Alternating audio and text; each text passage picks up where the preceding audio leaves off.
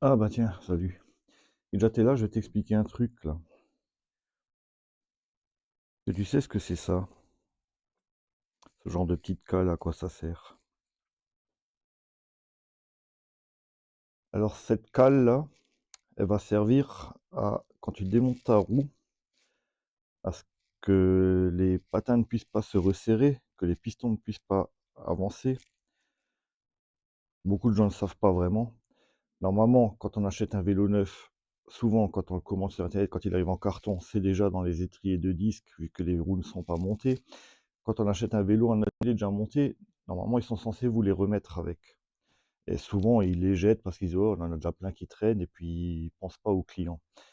Mais c'est très important si vous achetez un vélo de demander si vous pouvez avoir ça. Alors, je vais vous montrer comment ça se met en place parce que quand on transporte le vélo, souvent dans les petits breaks ou des petites voitures, on démonte une roue ou deux.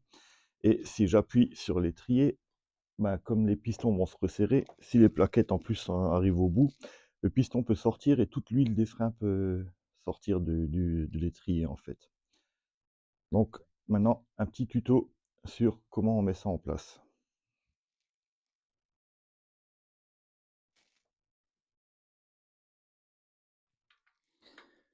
Alors j'enlève la roue.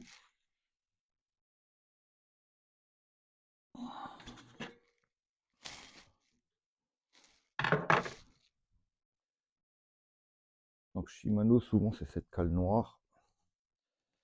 Donc voilà, il me suffit de la mettre à la place du disque, entre les étriers, et on va la clipser sur la tige qui tient les plaquettes. Voilà, donc là je peux y aller en toute confiance. Vous ne le voyez pas, mais j'appuie sur le levier de frein et on voit bien que ça bouge pas beaucoup. Après, il suffit de l'enlever et de le remettre en place. Donc il faut bien que ce petit clips là vienne sur la tige qui est là dedans, qui traverse pour tenir les plaquettes. Soit une tige, soit une vis, enfin bref, voilà. Donc tout simplement,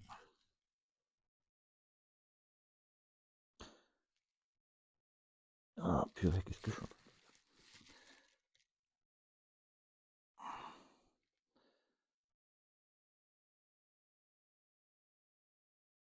Voilà.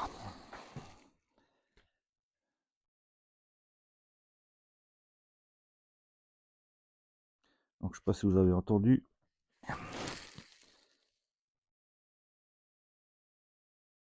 Il faut trouver. Hop là. J'ai pas beaucoup de lumière, mais le petit clic.